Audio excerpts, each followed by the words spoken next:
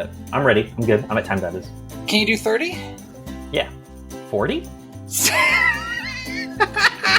Okay, sure. That's not what I said. Oh, that's what I heard you say. Okay. Sync. All right. Okay. All right. Okay. We're professionals. You said, did you say 40 at 30? Welcome to Direct to Video VHS. VHS. A podcast where we pair movies like fine wine. This is an aged pairing. This is a vintage. Because we don't have, correct me if I'm wrong, we don't have something to pair this with. This movie we've just watched is to be paired with Balto 2 Wolf Quest. Yes, this is like finishing off a side quest in a game that you've just been putting off for 60 hours. Yeah. So, okay, we're gonna get into it, obviously, but I was filled with dread at the idea of watching this movie. Yes, straight up dread, because I remembered last time was such an ordeal. However, let me open up my podcast thing and go back real quick to look at our feed. Balto 2 Wolf Quest, this is 3 years ago, and honestly, I think that's even wrong. That cannot be right. It has to be before that. 7 years ago. It said Jesus 3 years ago. I think that was an Christ. update or something. 7 years ago, we watched Balto 2 Wolf Quest, and here's what happened in between us watching Balto 2 Wolf Quest and us watching Balto 3 Wings of Change. Genuinely a worse subtitle, but that's fine. It's fine. Wolf Quest is such a good subtitle. We watched All Dogs Go to Heaven. We watched Kronk's New Groove. Yeah. We watched 2 Land Before Times movies. We watched the entirety of the Swan Princess series. We sure did, and the entirety of the Disney Fairies series. That's we watched right. Lightyear. Frankly, we watched a lot of movies that I would classify as straight up worse than Balto 3 and probably Balto 2. Balto 2, I would have to rewatch it, which I'm not going to do. I refuse. To really have an objective viewpoint. The only way I would rewatch Balto 2 is if we were doing some kind of like Twitch stream of Balto 2 where we were live reacting to it. I cannot fathom another way. It's been, oh my god, is there a Balto video game? This is a dark question. There is. It's Balto Wolf Adventure. It is based on the 2002 sequel Wolf Quest. Amazing. Along with elements taken from Wings of Change. Sure. Released for the PlayStation 2, Xbox, GameCube, and Game Boy Advance. That's amazing. That means there's at least 2 games, because the Game Boy Advance is not the same game. Yeah, that's a different game. So there is a game for this. That's insane. Upwards of 2. But here's the thing, is I watched this and I was like, this movie is mediocre. Mediocre bordering on okay. I would say it's middle. Yeah, it is perfectly middle of the road. And it has like one good thing about it and one weird thing about it. It might be that there's a weird thing about it. It might be that this movie is not magical, and that's what struck me as like, okay, all right. This feels like more of a sequel than Wolf Quest. Yeah, because the Balto one is like straight up just like, it wants to be like a historical documentary with a fun kids film in the middle, right? Right. Like it ends with live action footage, I believe. Yes, and this movie felt very much playing in that space. The whole plot, the whole driving force of the plot is the idea of sled dogs delivering mail is becoming outdated. It's the next generation of dog sled dogs are going to be out of a job. And there's no magical spirits, and there's no quest, exactly. There's no wizard mouse. There's no, I believe the word you're looking for is spirit animal. No, I said what I said. Yeah, I'm going to be real. I don't think this movie's bad. I did fall asleep in the middle of it. and had to rewind it and start watching it again. This is a fall asleep in the middle of it style movie. It's not bad, but it's not exciting. No, it's also weirdly a movie without a villain. Which is honestly, the way it's thrown together is a little bit fascinating. Yeah, well, okay, just because it's been so long. Let's start at the beginning. Actually, let's start a little bit before the beginning. Yes, I think this is wise. Yeah. So, you know what? I'm gonna real quick, look up a date. Balto, the original Balto came out in 1995. That was not the date I was looking for. Damn. Here we go. Yes. In 1925, there was a diphtheria outbreak in Nome, and a sled relay that was finished by Balto and Balto's team, and by the man Gunnar Kassin, I believe is his name, got them the antitoxin that they needed so that a bunch of kids didn't die. And then, in 1995, they made a movie about it where they made Balto half wolf and hot. And then they did another movie where Balto's daughter goes on a wolf quest. That movie does not matter, and I cannot stress this enough. That's great news for me. Because that movie was bad. Anyway, Balto's in Cleveland now. In case anybody wants to see him at the Natural History Museum, I did go to the Natural History Museum recently, and it was disappointing. It's in the middle of a pretty major renovation, and it looks bad at the moment. That's unfortunate. I will say, I went to the Chicago Museum of Natural History. Killer. Yeah. One of the best museums, in the United States. The Cleveland one fucking used to be, man. It was so cool, and I walked in, and frankly, it seemed like they replaced every other wall with a window, so it's just very bright and white in there, and I was like, why are we doing this? This is not the vibe for a museum. They house flipped the museum. They did house flip the museum. They put the big three. They put Balto, Lucy, and the big sauropod they have, whose name I can't remember. They put them all in main room, open concept. And then they're like, and now you can go look at the rest of the stuff. It's not called Hoppy, is it? Happy. It's Happy. Oh, it might be Happy because he's got a grin. Anyway, last time we did make the mistake of getting too into the actual real historical aspect of Balto, which I do find fascinating, but I think we need to try to take a step back from and focus on the movie in front of us. Well, and this is great because there's actually a movie in front of us. That's nice. And I wanted to talk about, I think it's kind of cool that this is a movie without a villain, right? It's like The Martian in that way. As opposed to Balto 2 Wolf Quest, which I believe had an evil wolf leader as a villain. It definitely 100% had an evil wolf leader. Andy, I was about to calm down on you for comparing this movie to The Martian. Then I realized it's actually not like The Martian. It's pretty close. If you replace Mars with Alaska, it's essentially The Martian. If you made a live action version of this movie, the pilot would be Matt Damon. Come on. It would probably be Matt Damon. Yeah. Anyway, I was watching the credits, and I'm sure, I don't know if this was different for this movie, or if we just were not at the point, it was episode 6 last, when we originally did the Balto movies. Maybe we just didn't notice big voice actors as much then, but Jodie Benson is the love interest in this movie. Yeah. I was like, Jodie Benson? Who's Jodie Benson? And then What's-Her-Face talked once, and I was like, oh, there she is. That's Ariel. Yeah. They also got, what's his name? Keith Carradine, I think, was the pilot, which is a pretty big get. For a pretty small role. Yeah. And then Sean Astin for Cody, who I thought was going to be more of a central character. Yeah, I think that they didn't want to forget that Balto has kids. And when they're doing the Balto sequels, they wanted to give him kids to interact with. But Cody, Balto's kid, is very ancillary to the story. Yeah. And at a certain point kind of becomes I don't know how to say it. It's such a weird role for him to play.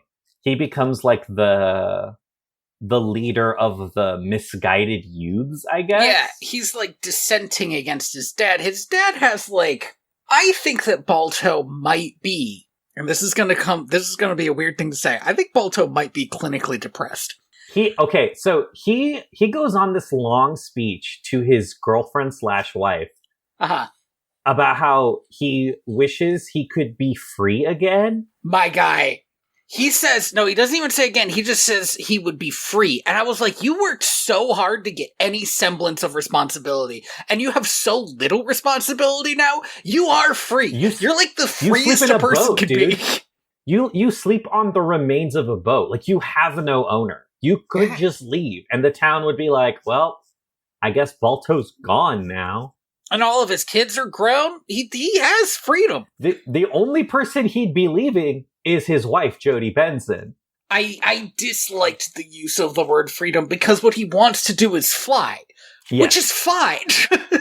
But also, stupid thing to ask for. Didn't Balto listen to the main theme of this movie? Anything can fly. Everything can fly. Everything can fly. Sorry, you're right. It's even stupid. I truly think that the main theme of this movie is bad.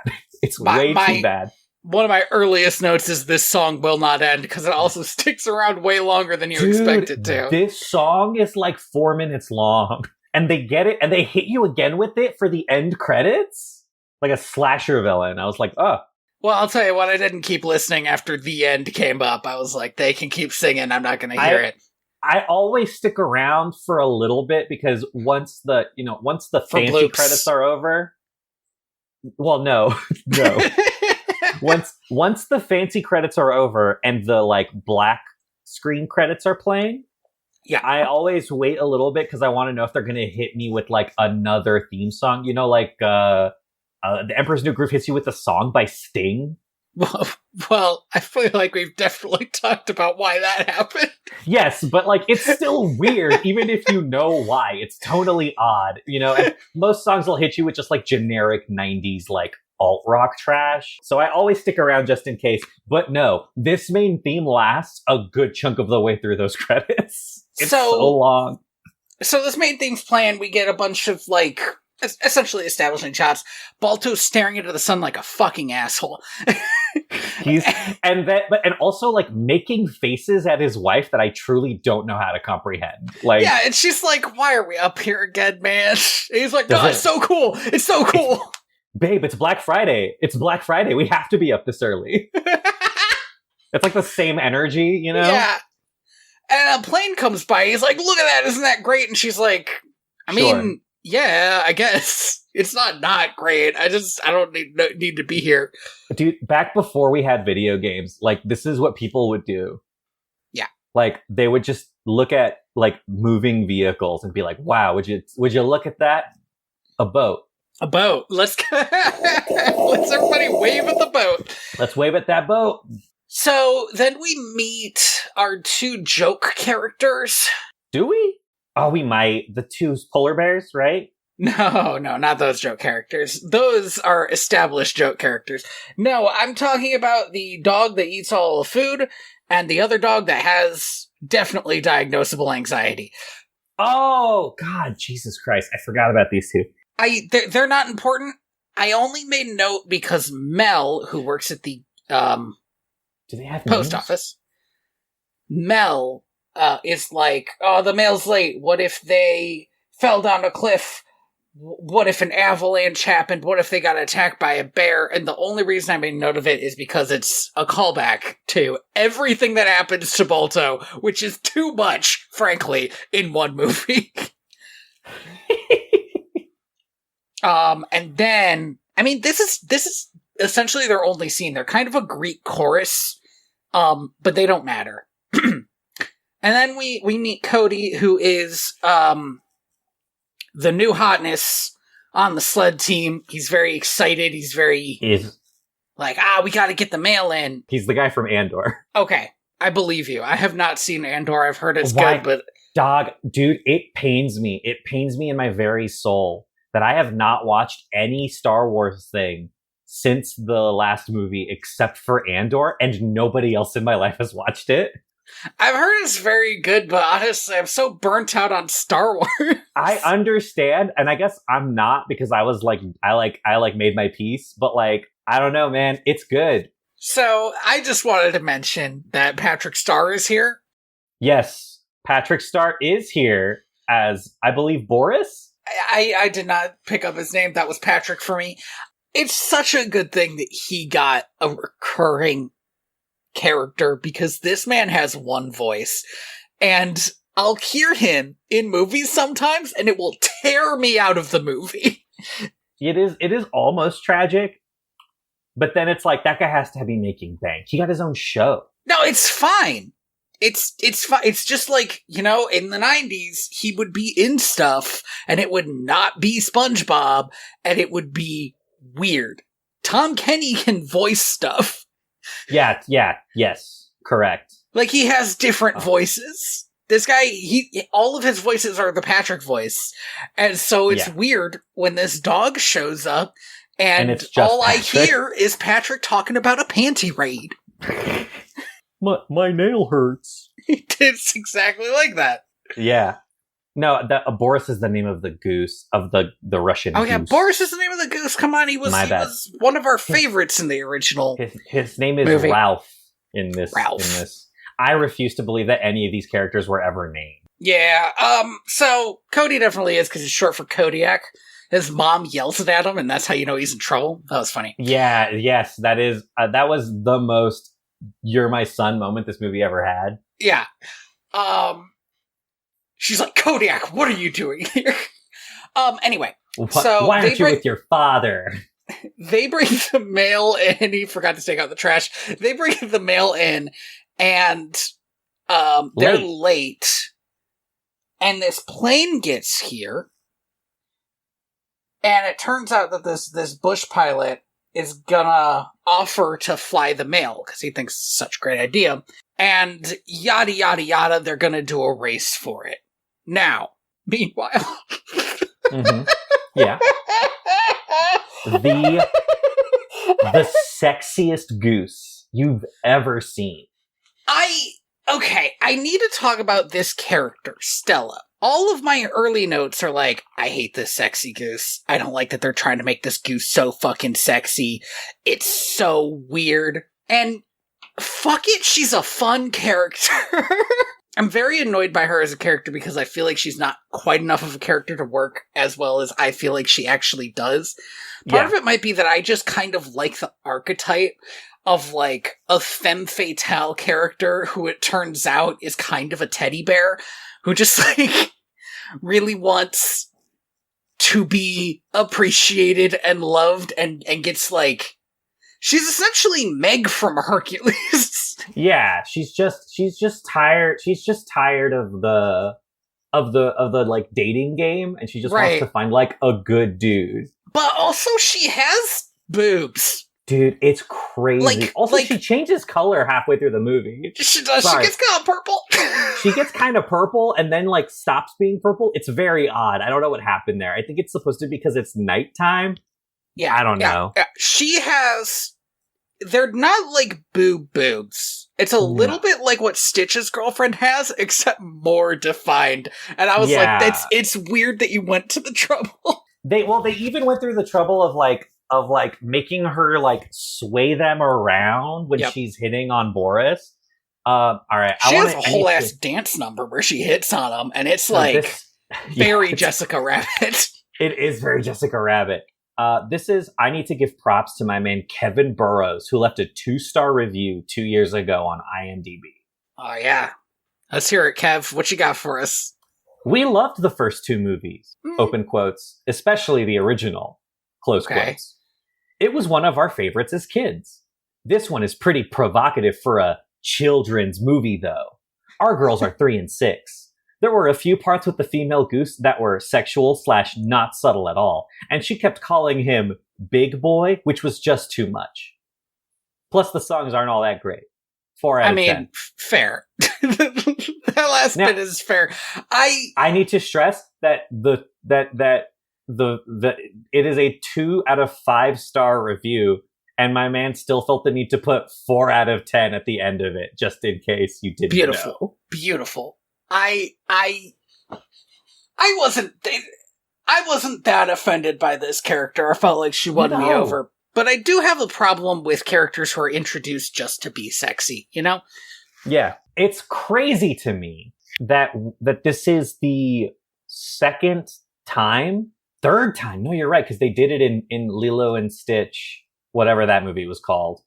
I believe she was introduced in one of the TV show episodes, so it would have been the third Lilo and Stitch movie that you actually get to see her. Anyway, it's not important. Yeah. But like, we sure watched 4 movies of Lilo and Stitch. I cannot believe that, like, so quickly after we kind of complained about this in All Dogs Go to Heaven 2.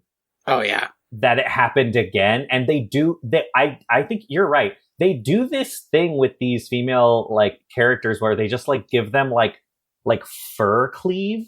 Yeah. Right? And it's like that's not a thing. No, but they're like, you get it. Wink. It's like I don't want to get it. Thank you. They also gave her like an undercut, which is her hair like a feather is undercut. Hilarious, and it makes no sense for right. I love it for her. No, it's great. I'm glad that she's out here doing it, you know, and like she also has eyelashes, which birds don't have, but like I don't know, it's like these animals having eyelashes is more believable to me than like an undercut. How can you tell she's female if she doesn't have eyelashes? If she doesn't have eyelashes, right? We can't just slap a pink bow on her. She's a wild goose. But we can give her a very modern haircut. A very modern. Hey, for 2005, very modern. So then we see the bears. They're the same. They're the same. They're just as annoying. They're just annoying and obnoxious, and they literally interrupt Boris getting hit on, which has got to be like the first time this has happened for him, so he's pretty mad at them. Fair. Yeah. Well, yeah. Well, I mean, but it helps him, right? Because he scolds them. He scolds them, and then she's like, holy shit, did you just tell off 2 polar bears? And he's like, yes, I did. Thank you for noticing. I'm glad somebody appreciates me around here. About here is where I begin to begrudgingly respect this movie. Yeah. Because this movie keeps to a theme, right? Mm-hmm. Balto wants to fly. Boris can't fly. Boris, this is weird, can fly. Sorry, correct. Can fly. He is capable of flight. And in fact, Balto's like, well, we should just teach you to fly. And Boris is like, I can fly. I'm a bird. I just like don't that. Like to. But he has a thing about heights. All right, fine. Boris is afraid of heights. He essentially can't fly. Balto wishes he could fly. And then we have this plane. Which can representation fly. Of both of their dreams, essentially. He wants to be able to fly because Stella, the way birds flirt, apparently, is by going for a flight together. She's like, we should go south for the winter. Or whatever. Yeah. Well, it's spring. She just flew in. She's essentially on vacation, which is also an aspect of her character that I actually really enjoy. Because I like the idea of a bird just being like, this time I'm going to go somewhere else. So she's like a Canadian goose. Well, no, they're in Alaska. But she's there on vacation. Boris is Russian, though, and it's never explained how that happened. Did he land on a boat? He looks like... Well, Russia... I don't know if you've ever seen a photo of Alaska, Tony, but Russia is right there. You can see it from Sarah Palin's backyard. He can't fly, Andy. I don't know. Maybe he swam. Maybe he swam. At any rate, at one point he got to Nome, Alaska, and then couldn't leave. So. Yeah, he was just like, you know what? There are worse places to live. But like Nome, Alaska, where all these children are dying. So this race gets like...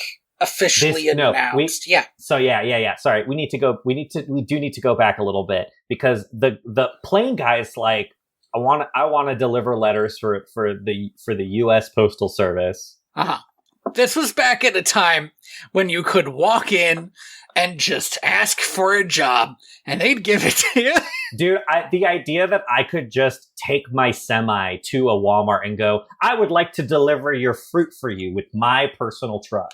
If you were in Nome, Alaska, you might be able to. How many semis are there?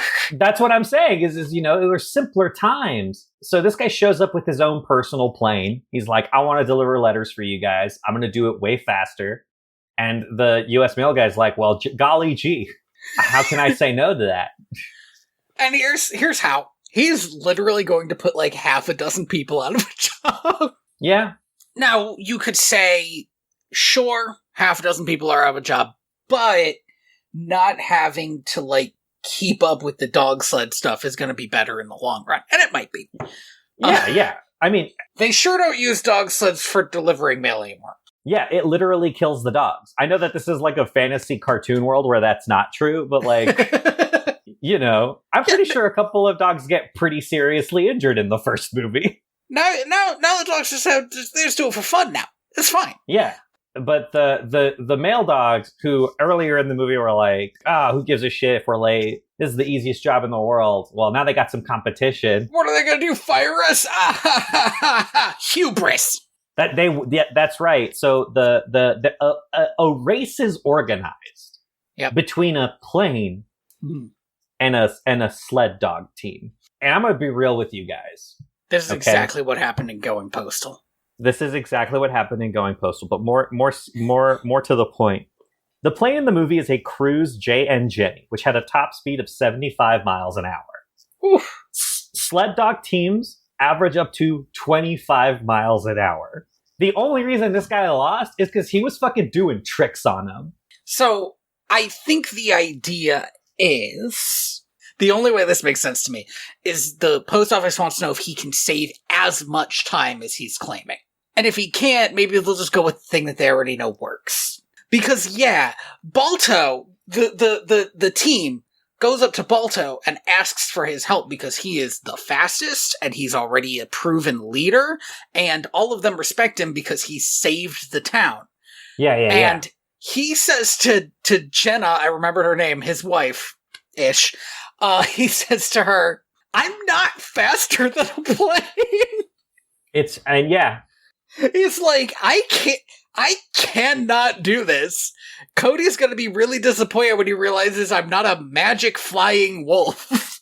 Mm-hmm. And she sings a song about how he just needs to be a good dad, which is crazy because halfway through the song, she's like, also, you've already been a good dad.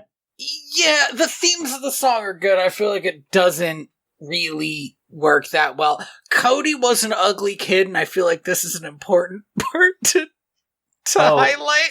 He was an ugly kid. He wasn't ugly. I don't know how you make an ugly puppy, but they did it. He had a bit of like a Land Before Time energy to him. Yeah, as a puppy. Okay, so now they're all ready for the race. Yeah, they're gonna race the plane.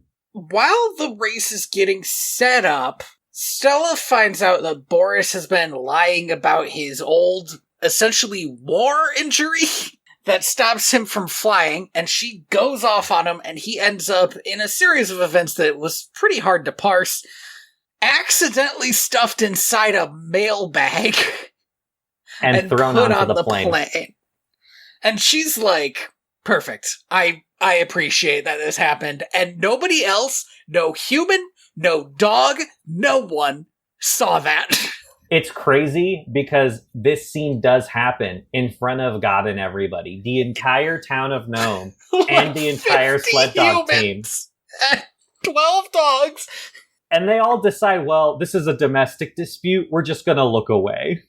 If you saw two geese honking at each other, just bullying each other right in front of you, you would look.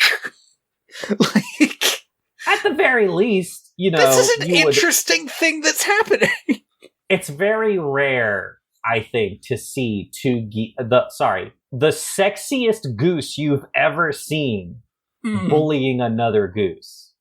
Bullying the most Russian goose you've ever seen. Yeah, the most Russian goose you've ever seen. Oh, also, Boris is yelling from inside the thing, which means that this pilot must be deaf.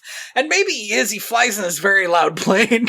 110% my man can't hear shit. It's just... Imagine a goose trapped in a metal box. You could hear that goose. I love the idea of this guy being like hard of hearing and just walking into the quietest town and being like, "Hey, I want to deliver your mail. You better speak up. I love dogs. Oh no, it's Balto. I've heard a lot about you." That'd be great. Yes. And then the first half of this race happened super fast. I was shocked by the plotting of this movie that this race is actually not that important to the plot. Because in the first movie, when they're getting all the medicine home, there's a bunch of just junk that happens to them. And that kind of happens in this movie, but not until later. So I was just baffled. Because we get down to whatever the fucking White Peak, probably. We get down to White Peak, and the plane gets there first, obviously. And Balto's like, that doesn't matter. We still have half the race. There was a great bit where Patrick Star started slowing down, and Balto just looked back at him, and he was like, nope, I'm going. You're right, I won't talk for the rest of the movie. Which does suggest that Balto would be a very good male dog, because it turns out you need everybody a little bit afraid of you. I mean, I do think one of the things that the one of the minor themes of the movie is that Cody wants to be respected like his father is, but he also wants to be like a part of the in-group. Cody is not enough of a character for this theme to work. He's clearly like walking in his father's footsteps, right? But it kind of drops it because this is a Balto movie. In a movie that could have been interesting, he and Balto clash on their ideals for two reasons. One, the pilot disappears. He flew into some fog or something and crashed. And they get home and they're like, haha, we're so much faster than that stupid plane. I can't believe we were worried, yada, yada, yada. And Balto says to Cody, and this is the part where I thought Balto might be, like, literally depressed because he cannot let this go. When this stuff is happening, he's like, one day the plane's just gonna be better than you. He's like, we won this time. But, like, we're not gonna be able to keep up with the changing of technology. Yeah, it's like, this is, we're on our way out. This is on its way in. And Cody's like, nah. Fuck you, Dad. And he gets mad about it, understandably, because this was a weird vibe for Balto to bring to this celebration. Yeah. And then, later, not too much later, by the way, this is when the polar bears show back up again, and I had literally forgotten about them. This is how not important the polar bears are. It truly sucks how much they are in this movie and how little they do. They show up again and they're like, a big monster attacked us in the mountains. And nobody said to them, and they always should, guys, don't come into town. Yeah. But they're like, a big monster flew out of the sky and attacked us. And Balto's like, that was a plane. Shit, that's the plane. I should go save the plane. And he goes to talk to Cody about it. And Cody's like, this guy tried to take our jobs. I like doing this, and you just told me he's going to eventually take our jobs. I'm not going to save him. And Balto's like, well, I am, and leaves. And I like the fact that he essentially had two fast fights with Cody, but it would have worked if Cody was a person. Cody's kind of just defined as, like, Balto's son, and almost no secondary characteristics. He also really likes running the mail. Well, again, it's one of those things where it's like, and I know you don't like this movie, but just to kind of compare it to a movie that does a good job with this. In The Lion King 2, Simba's Pride, right? Kovu is his own character who has, like, goals and stuff that he wants Scar's to fucking do. dead. Yeah, well, he's Scar's son, so he's got a lot of, like, shit to deal with. Sorry, canonically adopted son, so it's okay. It's okay, it's fine. He doesn't have genetic evil in him like Simba does, because Scar is his uncle. No, I meant the fact that he dates his cousin. Oh, yeah, it's fine. It's fine. They're all lions. They're all cut. Anyway, it's not important. They have the same dad. Sorry. Statistically speaking, the only way Nala exists. Anyway, it's not important. It's not important. So part of the reason why it doesn't work, I think, is because this isn't a movie about Cody. And so Cody doesn't get a cool scar. Yeah, he can't have time to like develop himself because the movie always has to be like, well, this is a movie about Balto, actually, so we care more about what Balto has to do. But like, we know Balto. Balto is a character. He's cooked. He's fully baked. I was about to say Cody needs some time to bake. Yeah, Cody needs some time to bake, but they give him no time in the oven. And so he's just kind of like around, and you get a sense that he's in his own movie. But we don't get to watch that movie. We had to watch, this is a Balto movie, goddammit. It's about Balto. And so it kind of feels a bit like a retirement movie almost. Yeah, which can be done well. Puss in Boots, The Last Wish. Let me talk just a bit. I want to talk about the one real black mark on this movie in my mind. Yeah. Yes. We cannot throw around the phrase mentally challenged, all right? I'm not for it. That's some bullshit. How dare you? When he tells the other dogs about it, they're like, we don't even know if he's out there. I mean, you just have mentally challenged polar bear's word on it. I wanted Balto to rip out that guy's throat. Fuck you. That guy, there's a lot of reasons not to like those polar bears, and that is not one of them. It's super fucked up. Those are also, if you remember from the first movie, essentially Balto's brothers. They're the only ones who cared about him when he had nobody. And Balto just lets that happen. Yeah, 2005 was a crazy time. Yeah. Yeah, that should have been a sticking point, right? That should have been like I mean, there's no point in this movie where like the dogs do the growl and snarl thing, Right. I feel like we got a lot of that in Wolf Quest and the original, right? Where the two dogs are going at it violence-wise. But no, in this movie, this is like too tame. Yeah. There's no room for dogs to fight each other in this movie. They just kind of have like mild disagreements over lunch. I would also like to point out, and I don't want to get too deep in the woods, these polar bear characters are not mentally challenged. They are only physically challenged. Yeah, they're just small. One of them is big and the other one's small, but they're both very small. And they're that's both a problem. Small for polar bears. Yeah. They're just little guys. One of them's smaller than Balto. He's like fucking Wolverine sized. Yeah, Balto's huge. They team up with Stella, the hot goose, and the polar bears and Balto, and they all go to look for the plane. There's a kind of fake out that I kind of enjoyed where Stella's like, why don't you just tell me where he is and I'll go find him? And they tell her, and she goes to fly off and immediately comes back and is like, I don't know what any of those words meant. I don't live here. I did kind of like that. They're like, oh, he's by Bear Rock. And she's like, right, got it. Bear Rock. Turns around, comes right back. Yeah, I guess I'm staying with you guys. Shit. Then we get Jenna yelling at Cody, which was very fun, and I did enjoy it. Very good. Yeah. Need more of that. He's fucking in front of his friends from work. Dude, that's rough. Could you imagine getting dressed down by your mom in front of all of your coworkers? Not some of your coworkers, all of your coworkers. Amazing. I do love her being like, hey, your dad's fucking old, dude. Like, you seriously let him go off on his own? Yeah, Cody's like, well, I just don't think we should help the pilot. And she's like, your dad just walked into the wilderness. You think job security is as important as a life? A little bit. Well, sometimes. What about the life of your father who doesn't think that and is about to go out into the woods and die? Which I feel like it should be noted would have happened. It would have happened. Yeah, because Balto decided to take the scenic route back.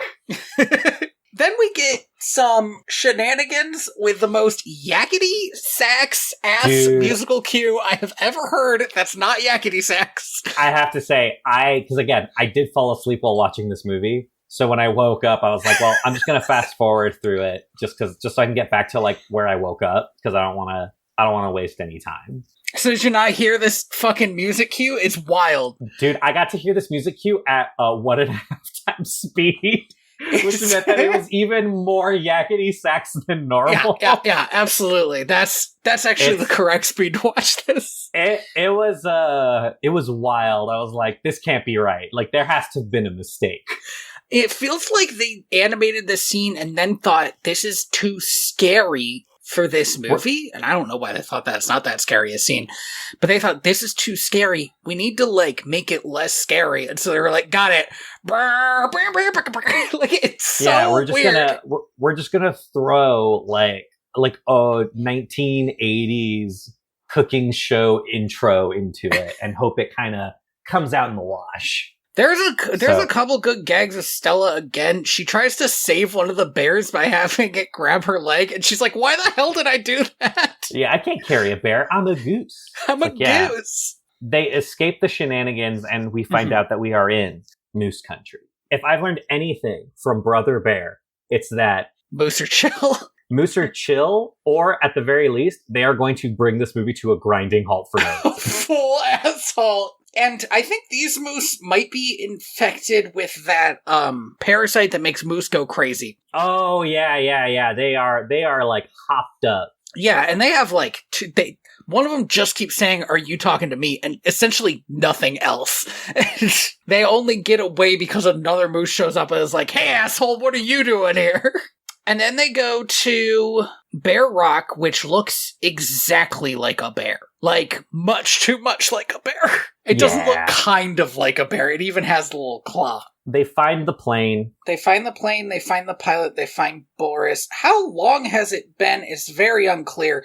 A day, right? Stella says that Balto's been gone for like 6 hours or 8 hours or like a single digit number of hours, but then that doesn't tell me when the plane crashed, so I just don't know how much time has passed. So here's the thing is it has to have been like quote unquote the same day, because one of the things that Balto mentions is, oh, once the sun set, it's going to get cold. Like, but that could be like if we're in the spring, how long is a day in Alaska during the spring? Oh, that's an excellent question. Actually, that changes it a bit for me, because here's what I was thinking. I was thinking, like, they did the race today. This is a super long day, but maybe it's literally just a super long day. Well, in the spring, they can get up to 18 hours of daylight. In May, 22. Okay, maybe that's what it is. In fact, I like that a lot. I am positive that the movie just didn't think about it, but like in my brain, I was like, no, this makes sense. Days are long. It works actually. Yeah, it's Alaska. They have time. They just need to get to him before the sun goes down, because then he'll absolutely freeze to death. So Balto tells the geese and the bear to go ahead of him. I don't know why. Oh, because he needs to do this next bit alone for the drama of it. Yeah. This happened in the first one too. I don't think it happened in the second one because he was essentially alone the whole time in the second one. But in the first one, he goes on this trip with the goose and the bear, and at one point it's just like, you guys go back, I'll finish this. Like, why? Yeah.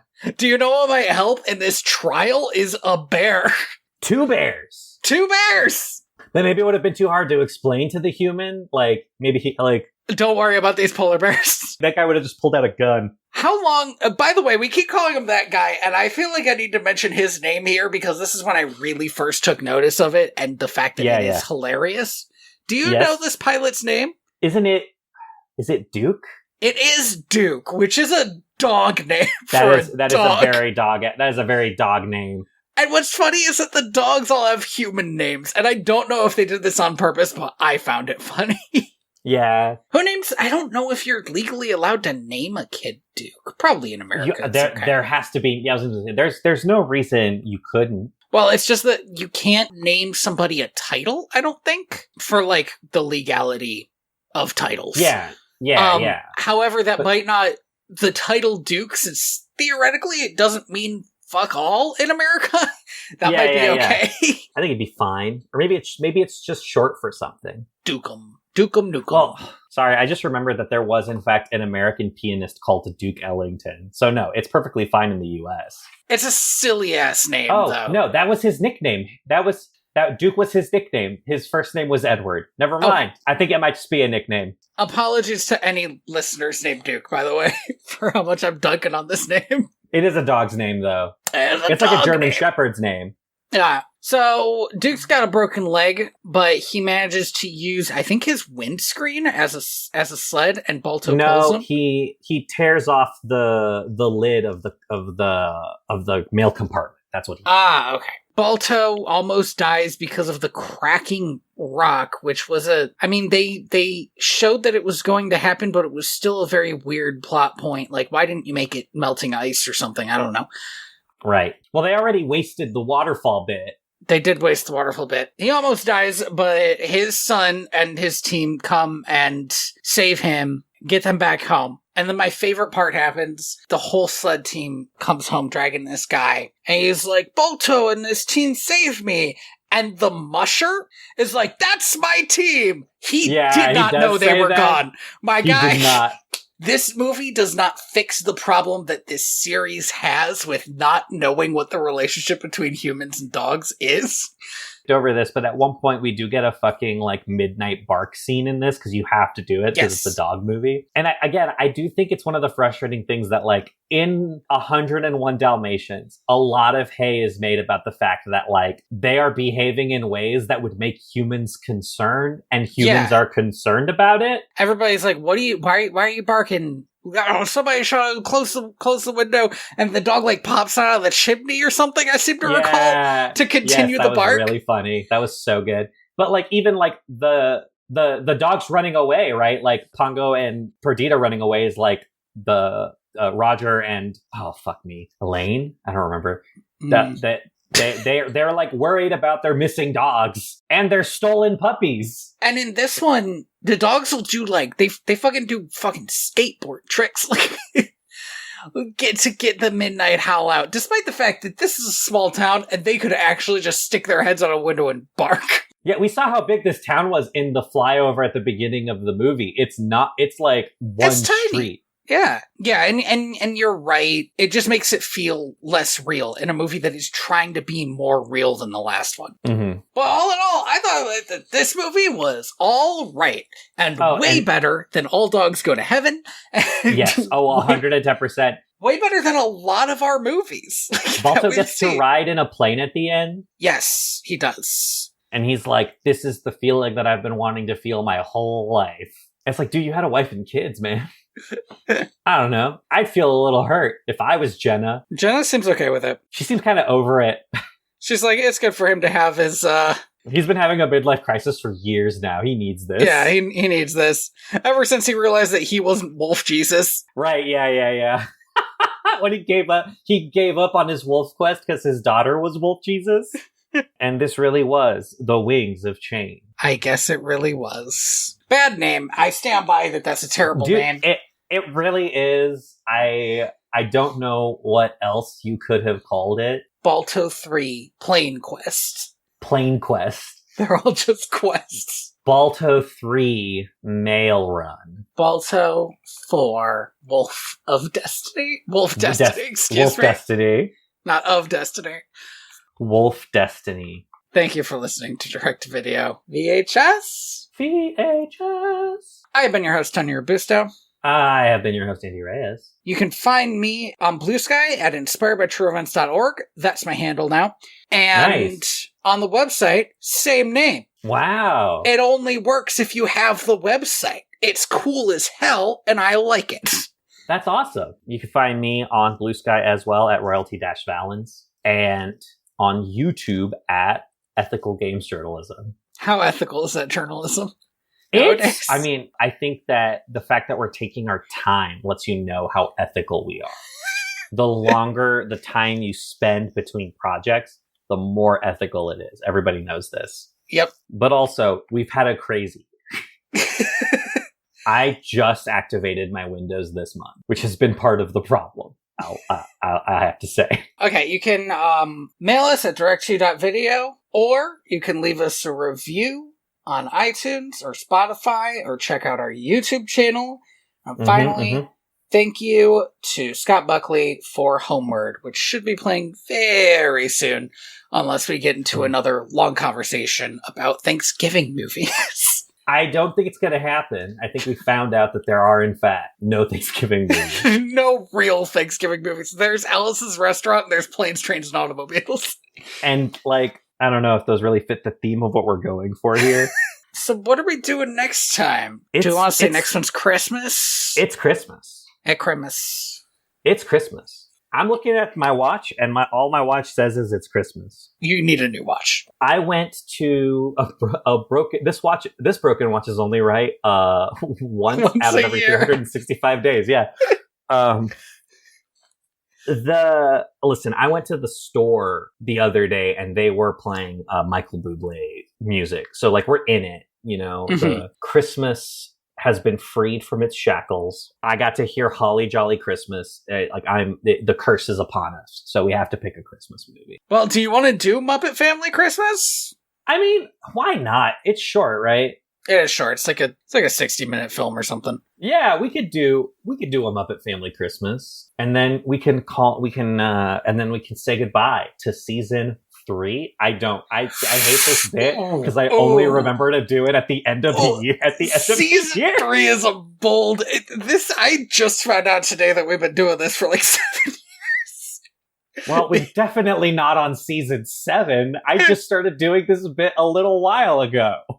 I just wish I remembered what the last number I said was. I'm going to say that next year, season 4. All right. Next year's the one where we really dial in. It's season 4. I've often heard that TV shows don't get good till season 4. Which TV show? No, hold on. No, I'm not going to. I'm not going to give you proof for that. Name one. Frasier. I'm not going to check up on that, so you might be right. Yeah, that's what I thought. I think this is the year we win a Tony. We're going to have to do a little bit more singing. Do you have to be singing to win a Tony? I thought it was just scripted. I just Googled Tony, and that's not... I did too. It did not give me what I wanted. Hold on. Awards. Wikipedia? New York Theater. Excellence in Broadway Theater. Does a Broadway theater have to be a musical? I don't know. I don't think so. I have always... Broadway is synonymous with musicals to me. But... plays and musicals are different according to their categories. Yeah, great, cool. We're not getting, I believe, the budget necessary to be accepted as a Tony nomination. Maybe we'll get like an honors award, like a special one for like lifetime achievement. Mm-hmm, mm-hmm. Maybe we can get best stage technician. Ooh. We'll get our podcast nominated for best costume design. Yeah, we'll get best costume design. It's gonna happen. These are when these things happen. Should we do a musical episode? I don't know how that would work. Poorly. You cannot. It is impossible to harmonize over on a podcast. Over the internet. Discord. It literally cannot happen. How many podcasts have had a musical opening? Many? I don't know. No, let me rephrase that. How many podcasts have had a musical episode? Fewer, but still some. God damn it. All right, never mind. We're not breaking new ground. I don't want to hear about it. The Thrilling Adventure Hour. Join us next time for a Muppet Family Christmas. Yeah. Oh, Mission to Zix also had a musical episode. Son of a bitch. Yeah. Oh, and so did the Beef and Dairy Network. Which is to say nothing of the music-based podcasts, of which there are not a few. Yeah. Damn it. I am the ghost of John Smith. And I'm an internet dead. Oh, bring that back. Nope. I'm on my wolf quest. Woo. Woo.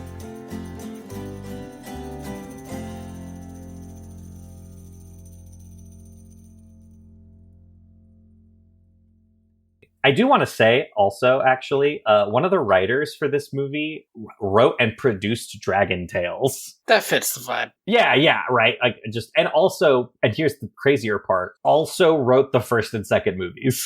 Oh, okay. This woman has had a storied career. Do you think that she got notes on the second movie that was like, could we have less wolf questing?